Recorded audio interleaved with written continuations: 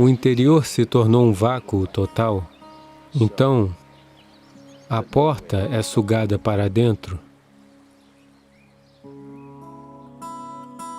Outra forma de abrir o terceiro olho é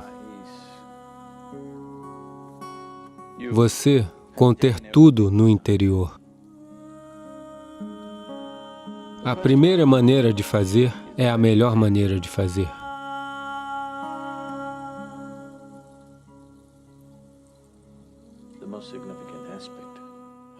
O aspecto mais significativo de Shiva é que ele abriu o seu terceiro olho. Todas as outras coisas, ele dançou, ele meditou, se casou 2 vezes, fez tantas coisas, essa não é a questão. Ele abriu o seu terceiro olho. É só por isso que nós lembramos dele até hoje. Por isso, mesmo hoje, depois de milhares de anos, nós ainda fazemos reverência a ele. Porque não há substituto para o conhecimento. Não há substituto para o conhecimento, quer dizer, e não tem como saber, a não ser que sua percepção vá além de seus níveis atuais de percepção. A não ser que sua capacidade de ver seja aprimorada além de suas limitações atuais, não tem como saber. Saber é ser livre. Então, Shiva é significativo para nós, não porque ele caminhou nos Himalaias, não porque ele brincou com serpentes, não por causa disso ou daquilo, e sim porque ele abriu seu terceiro olho. Ele percebeu o que a maioria dos seres humanos não conseguia perceber. O que é invisível para um grande segmento da humanidade se tornou uma parte normal da sua visão. Isso é o que significa terceiro olho. Então as pessoas dizem, quando Shiva abriu seu terceiro olho, foi um processo flamejante, saiu fogo dele. Eles estão dizendo fogo porque dentro de si ele queimou tudo o que pensava ser importante para ele. Ele se tornou como uma câmara de fogo, como uma fornalha, que dentro de si mesmo ele queimou tudo o que podia ser queimado. E então, de todos os poros de seu corpo, em vez de sair suor e sangue, saíram cinzas. O porquê de Shiva ser sempre retratado como coberto de cinzas, ele não começou a esfregar cinzas, cinzas saíram dos seus poros. Isso é para indicar que ele queimou tudo. Ele queimou cada fragmento de ignorância, tudo que se acredita ser verdade, ele queimou. Porque ele queimou tudo e tudo se tornou cinzas, então esta abertura do terceiro olho não pôde ser negada a ele. Quando ele abriu, as pessoas viram fogo, porque a câmara interna estava queimando.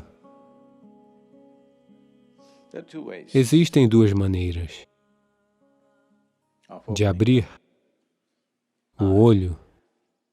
Uma maneira é que o interior se tornou um vácuo total, então a porta é sugada para dentro e naturalmente tem que se abrir. A porta fica frouxa e cai para dentro porque não tem nada. Ele simplesmente queimou não apenas seu pensamento, não apenas sua emoção, não apenas seus relacionamentos e posses, ele simplesmente queimou o seu próprio ser. O ser individual está completamente queimado e existe um vácuo total, então A porta caiu para dentro e está aberta. Então as pessoas viram fogo porque ainda estava queimando.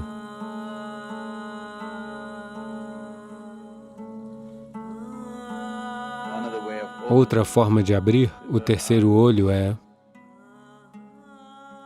você conter tudo no interior. Tudo está contido. Você não encontrou nenhuma expressão para o seu pensamento, nenhuma expressão para a sua emoção, nenhuma expressão para nada. Você não pode nem mesmo pronunciar uma palavra. Veja, se você permanecer em silêncio por 4 dias, no 5º dia, de repente, você tem vontade de cantar. Se você não souber cantar, você vai querer uivar como um lobo, porque você quer se aliviar. Você não deixou nada sair. Muita pressão foi acumulada. E essa porta foi aberta por dentro. É outra maneira de fazer isso. A primeira maneira de fazer é a melhor maneira de fazer, porque se você abrir por pressão acumulada, ela se abre hoje e novamente amanhã pode simplesmente se fechar. Ou, antes que pressão suficiente se acumule e ela se abra, alguma outra coisa surta em você e você foge, sim? Porque a pressão aumenta de uma certa maneira. Se você tiver que mantê-la, você precisa, porque você não sabe o que está acontecendo, parece uma tortura, parece uma tortura de 7º grau. Se você está se submetendo a todo o processo, então, definitivamente, sua mente vai perguntar, qual é o sentido de passar por essa tortura? Porque é muita tortura.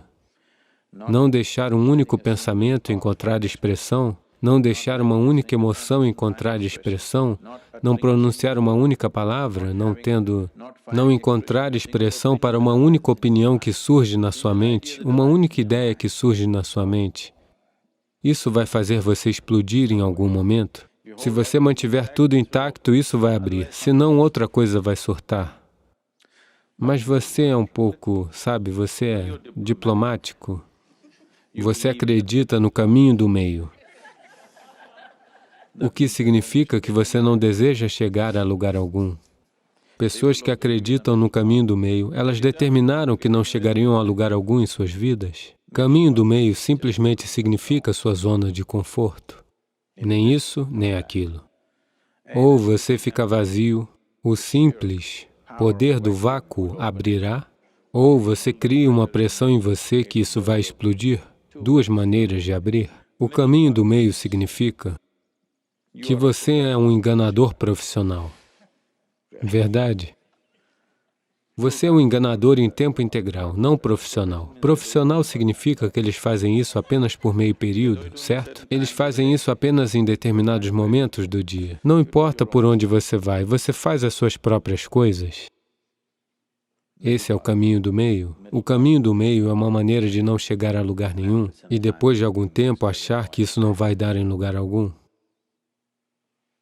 Agora mesmo você está andando na rua, de repente você encontra uma grande pedra. Existem apenas 2 caminhos a percorrer, este caminho ou aquele caminho. Deste lado um tigre está rosnando, daquele lado tem um fogo queimando. Você pensa que a melhor coisa é o caminho do meio, isto é, ir em direção à pedra? Obviamente, isso não vai dar em lugar algum. Isso vai te proporcionar um bom exercício por algum tempo. Se você tentar ir pela pedra, é um bom exercício. Realmente vai desenvolver uns bons músculos se você escolher o caminho do meio. É só que você não vai a lugar algum.